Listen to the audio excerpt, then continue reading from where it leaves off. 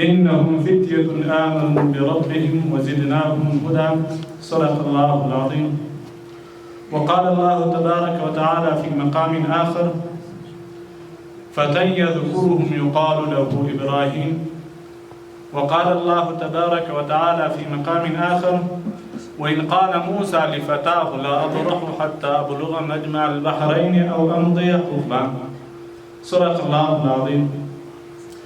محترم مسلمانان ورونو، الله جل جلاله متاسته ډیر معظم او مکرم کتاب را لېږلی شاب قرآن کریم دی. قرآن کریم کې د هر شي بیان واضح ذکر شوی دی. نن ورځ ما ته موضوع راکړل شوې ده په مسلمانه ټولنه کې د ځوان اهمیت دی. ځوان مسلمانې ټولنې ته کوم ضرورت لري او ځوان څوک ده، بیا به د ځوان تعریف کوو. بیا به د ځوان په ټول تاریخ کې په حدود تاریخ کې چې کوم کارنامې کړي ده هغه به وایو. دغه نه وروسته به بیا د ځوان مسؤلیت ته راځو.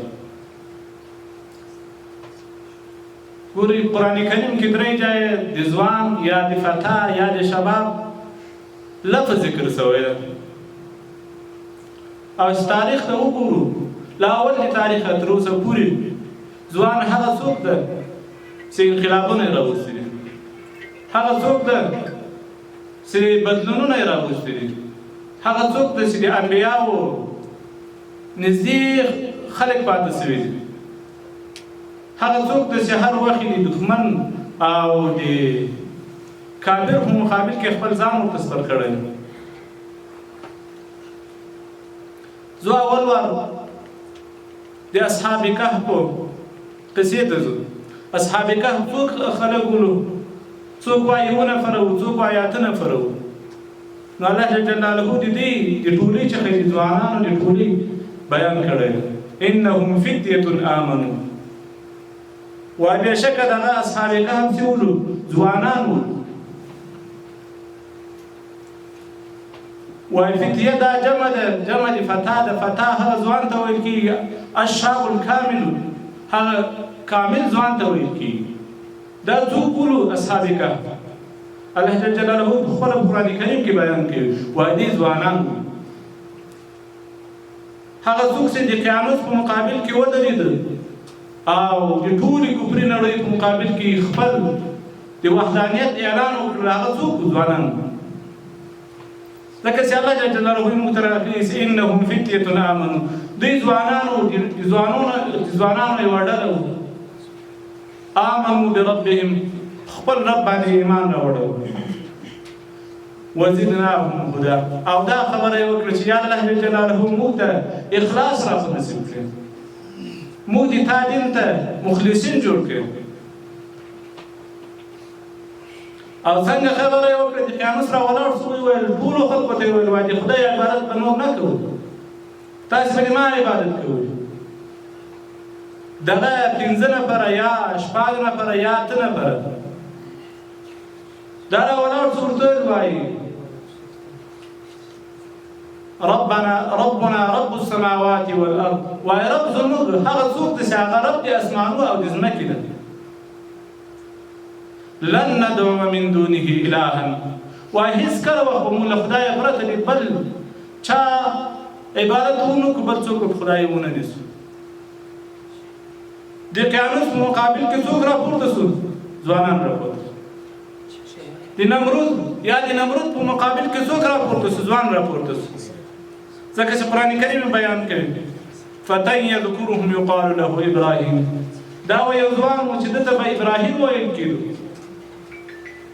او ټول بتان ورته مات کړل. او همداسې د انبیاء علیهم السلام ملګري هم ځوانان، ځکه چې الله جل جلاله د موسی علیه السلام له ملګري څخه بیان کوي. وإذ قال موسی لفتاه، وویل موسی علیه السلام خپل ځوان ملګري ته وویل، خپل ځوان لره وویل آتنا غداءنا. د تاریخ په اوږدو کې ځوان هغه کارنامې کړي چې تاریخ بیا ویاړي. او ځوان داسې څوک پاتې شوی دی، هغه چا ته یې ځوان ویلي دي، خپله الله جل جلاله د ځوان په لفظ باندې تعبیر ځینې کړی چې د کفر او د ظلم د وحشت په مقابل کې راولاړ شوی دی.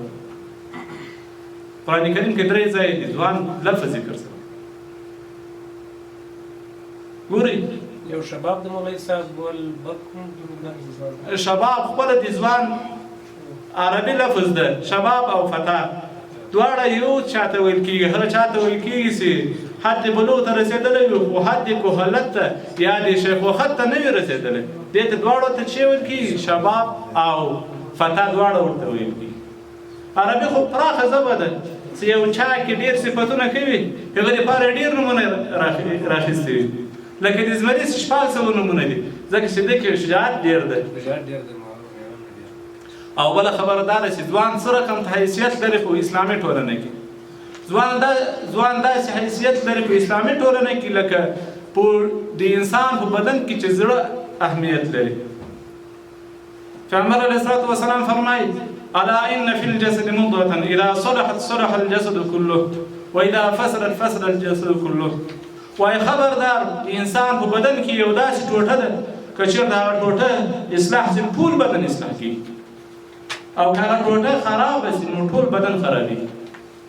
نو د ځوان اهمیت د ځوان حیثیت په اسلامي ټولنه کې داسې ده لکه د یو انسان په بدن کې چې زړه وي. که زړه خراب شو ټول بدن خرابېږي، او که زړه اصلاح شو ټول بدن اصلاح کېږي. نو اوس ځوان څه مسؤلیت لري؟ حضرت عبدالله بن عباس رضی الله عنه فرمایي وایي الله جلاله هیڅ یو نبی بې له دې چې دی ځوان نه وي نه یې درلېږلی. ما بعث الله نبیا الا وهو شاب. هر نبی چې الله رالیږلی دی د شبابیت او د ځواني مرتبه څه وخت رسېږي؟ کله وخت 40 کلو ته ورسېږي. او الله جلاله هیڅ چا ته علم نه ده ورکړی مګر چې کله وخت دی ځوان وي بیا علم ورته ورکړی. دا د تاریخ په اوږدو کې د ځوان کارنامې وې چې موږ تاسو بیان کړې. اوس راځه دې ته چې ځوان باید کوم مسؤلیت لري. اسلامي ټولنه ځوان ته څه ضرورت لري او ځوان څه کولی شي؟ ځوان هغه څوک د ګوري چې په اسلامي ټولنه کې اسامه بن زید رضی الله عنه دا د 11 کال و. پیغمبر علیه الصلاة والسلام د یو غټ لښکر مشر وټاکه. د 11 کالو صحابي و پیغمبر علیه السلام د یو غټ لښکر مشر وټاکه. په دې لښکر کې ابوبکر صدیق رضی الله عنه، حضرت عمر رضی الله عنه، خلفای راشدین پکې وو. ځوان باید څه رقم اخلاق ولري؟ د اصحاب کهف کیسې ته ورځو، ځکه چې الله فرمایي انهم فتیة آمنوا بربهم وزدناهم هدى. وادي وډله د ځوانان وو ایمان راوړی په الله جل جلاله باندې، او الله فرمایي او مودي ته اخلاص ورته نصیب. وربطنا على قلوبهم إذ قاموا فقالوا ربنا رب السماوات والأرض. اول وار ځوان باید خپل ځان اصلاح کړي. که ځان اصلاح نشي هغه د مخکې حدیث شریف چې وویل چې ځوان داسې حیثیت لري په اسلامي ټولنه کې لکه په بدن کې چې زړه څه رقم حیثیت لري. که زړه خراب شي ټول بدن خرابېږي. ما درته ویل چې انقلاب چې راځي دا په ځوانانو راځي او دا یې ځوانان راولي. نو اول وار باید ځوان ځان اصلاح کړي. دوم وار باید ځان کې اخلاص راولي، ځکه چې الله فرمایي وزدناهم هدى.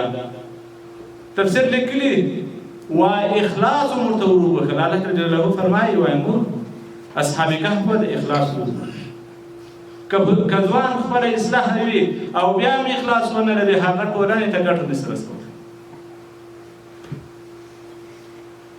دریم ځوان باید د اصلاح د ټولنې لپاره کار وکړي.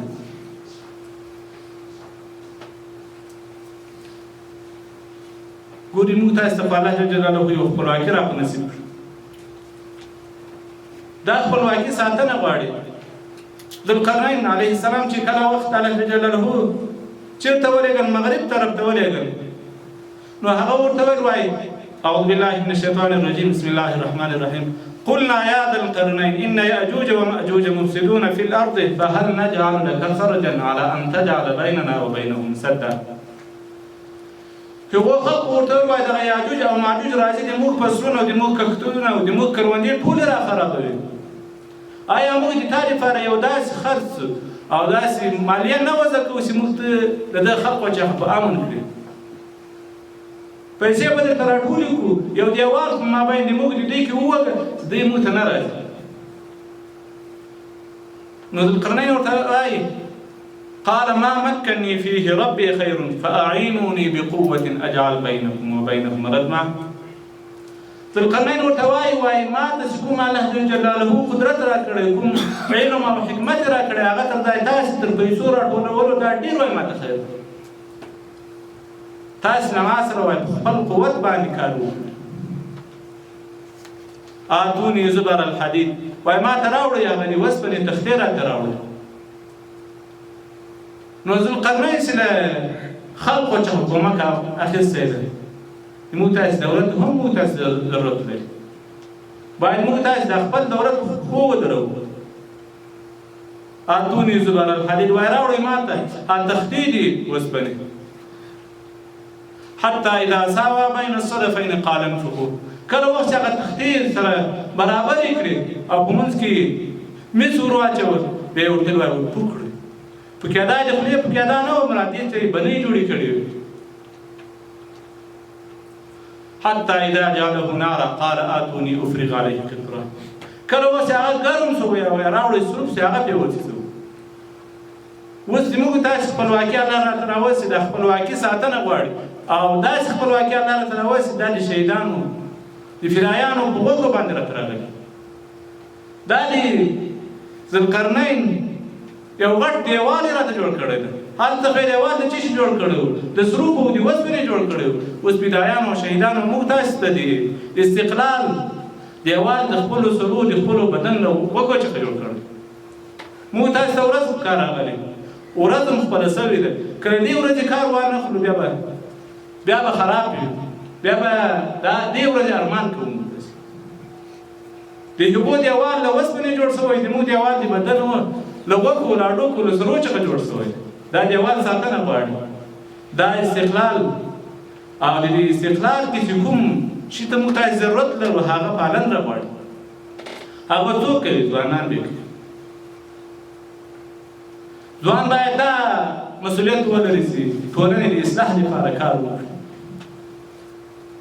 ټولنه کې چې کومې ناخوالې دي، کوم بدیوي دي، ډېر وخت مو تاسې تېر کړی دی. پیغمبر علیه الصلاة والسلام چې راغلی د دنیا ته داسې مثال لري لکه یو غټ څراغ. نو د رڼا خو وروسته سړی څومره ځنې لرې کېږي له څراغ څخه دا رڼا پسې ضعیفه کېږي. نو د دې رڼا رسول خلقو ته دا د ځوان مسؤلیت دی، ځکه چې ځوان طاقت لري، ځوان استعداد لري، ځوان اخذ کولی شي. نو ځوان باید د اصلاح د ټولنې لپاره کار وکړي. اول وار خپل ځان کې اصلاح راولي، اخلاص پیدا کړي. دریم د اصلاح د ټولنې لپاره کار وکړي. هره ورځ سړي ته کار نه ورځي، کله کله وخت به داسې وي چې وایي د ورځې سره به ته کار کوي او کله وخت به په ورځ باندې ته کار کوي. که د دې ورځې موږ تاسې ګټه وانه خورو، د دې وخت څخه ګټه وانه خورو، خدای ناخواسته چې بیا بېرته ورځ د موږ تاسې باندې داسې وي چې هغه په موږ باندې پرېکړې کوي، نو هغه کې بیا موږ تاسې هېڅ نه شو کولی.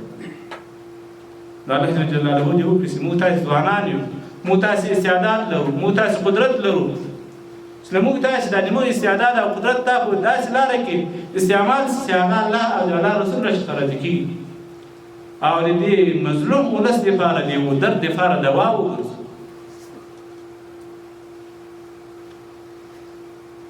نو ځوان هغه وخت ځوان بلل کېږي چې هغه د بل چا په خدمت کې ولګي، چا ته یې خیر ورسېږي. خیر الناس من ینفع الناس.